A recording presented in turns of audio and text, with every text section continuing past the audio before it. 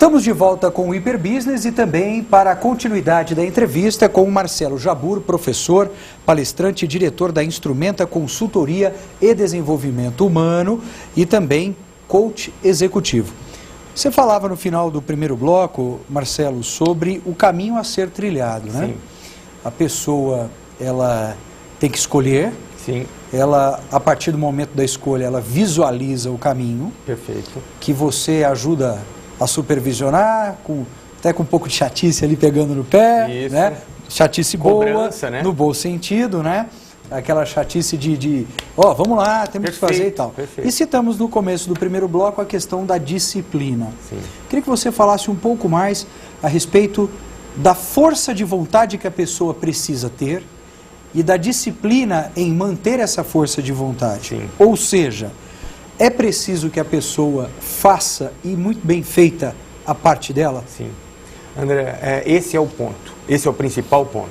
Porque muitas vezes a pessoa procura o coach, ela começa a desenvolver o processo e aí quando ela vê que a solução está dentro dela e depende essencialmente dela, ela sente algum desconforto. Porque você passa a tarefa para ela, ela fala, bom, então quer dizer que eu preciso de procurar um profissional da área de consultoria em tal segmento. E aí ela não procura. Ela não procura por conta de um desconforto, ela não procura porque priorizou outras atividades e quando ela vê, ela não andou, né? Da forma que tinha que andar. Ou no processo de coaching, você observa o seguinte, que ela tem que fazer um controle melhor do tempo dela.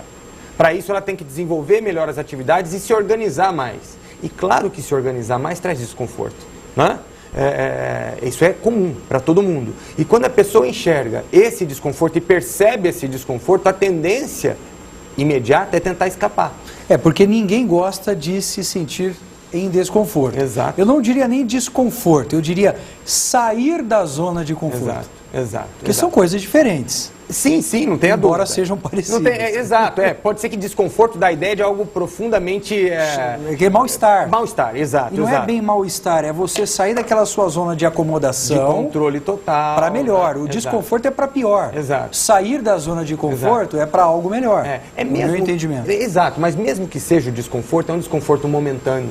Porque quando eu falei, por exemplo, o exemplo de gestão de tempo, é muito difícil. Você fala para as pessoas que ela precisa organizar o tempo dela, então ela encontra algumas ferramentas. Então vai usar o computador, vai usar a agenda, vai usar lembretes. Mas quando ela percebe, assim, no começo, no início dessas atividades, ela fala, não é simples, né? Porque ela não controla a agenda, não controla com lembretes, não controla de forma nenhuma e ela passa a ter que controlar. Então isso...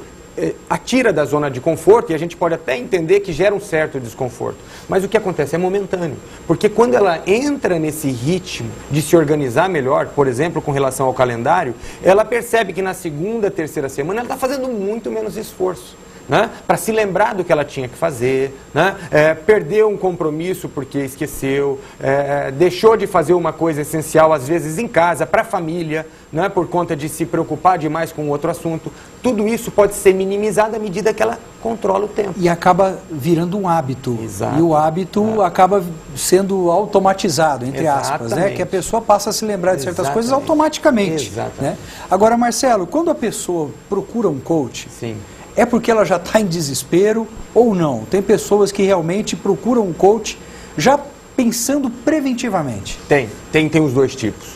E as pessoas mais organizadas, as pessoas que pensam um pouquinho mais em médio e longo prazo, elas procuram antes, né? Não espera o incêndio para procuram antes. Então, os dois perfis, André, e eu vou dizer que todo mundo gostaria... essa é a minha experiência profissional. Todo mundo gostaria de desenvolver um processo de coaching. Evidente que avaliam tempo, avaliam custo, mas todo mundo gostaria. Por quê? Porque todo mundo quer viver sempre uma vida melhor. A cada mês uma vida melhor, a cada ano uma vida melhor. A sua pergunta é muito pertinente, com todas, porque ela ressalta o seguinte, a preocupação do indivíduo em olhar para o futuro sem ser urgente. Ele olha para o futuro porque é importante e não porque é urgente. Então ele cuida do futuro quando ele é importante, mas não tem correria. Aí ele cuida com saúde e prepara uma passagem gradual para uma nova carreira ou para aposentadoria, para o que quer que seja. Agora, quando ela é importante, mas muito urgente, aí ele se perde. Se perde porque ele tem pressa e não é com pressa que a gente chega onde quer chegar. Por exemplo, quando uma pessoa procura a consultoria de um coach. Sim. Um pai de família, tem lá a esposa que também trabalha, que tem sua rotina. Hoje, os casais modernos, todos trabalham e aquela loucura, né? E a perda de controle do tempo, a dificuldade de gerenciar o tempo. Sim. E tem lá os seus filhos, e tem alguns filhos pequenos, outros filhos maiores, enfim. Quando um pai de família entra para fazer um coach, a família entra na dança? Boa. Entra no samba também ou não? Tem uma coisa que a gente fala em coach que é não visão tem jeito sistêmica. de escapar. Tem uma coisa que é visão sistêmica, que é grade ecológica. De ver de fora. Tem que olhar, e tem que olhar de cima. E então o indivíduo fala assim, a minha carreira, eu estou com um problema com a minha carreira, eu precisava otimizar isso. Aí, bom, tudo bem. Então a sua busca vai necessitar desse esforço. Aí a gente pergunta, o que é que esse esforço vai mexer com as outras áreas da sua vida? O que esse esforço vai mexer com seus compromissos sociais? Com a sua rotina de família. Com a sua rotina com sua esposa, ou com o seu marido, ou com os filhos, ou com a mãe, ou com o pai, né? O quanto isso pode ser prejudicado e o quanto você aceita pagar esse preço, né? Desse prejuízo em outras áreas da sua vida.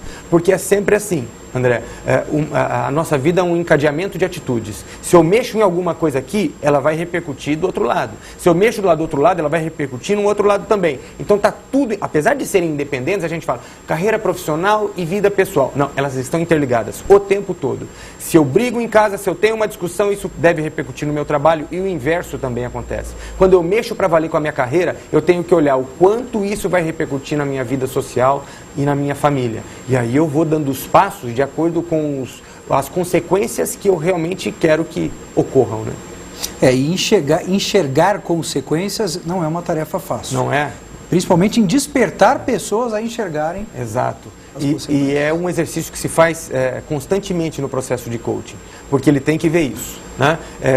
Ele não está isolado do mundo. Mesmo porque, para chegar onde ele quer, ele precisa de muita gente. Precisa antever, Exato. Precisa enxergar lá na frente onde ele queira estar. E antever, ele antevê oportunidade, né? Ele antevê coisas boas que devem acontecer e também antevê ameaça.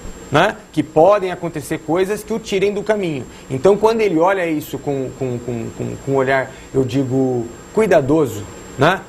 Sofisticado, a tendência é ele errar pouco. Marcelo, vamos para o nosso último intervalo. O Hiperbusiness volta daqui a pouco.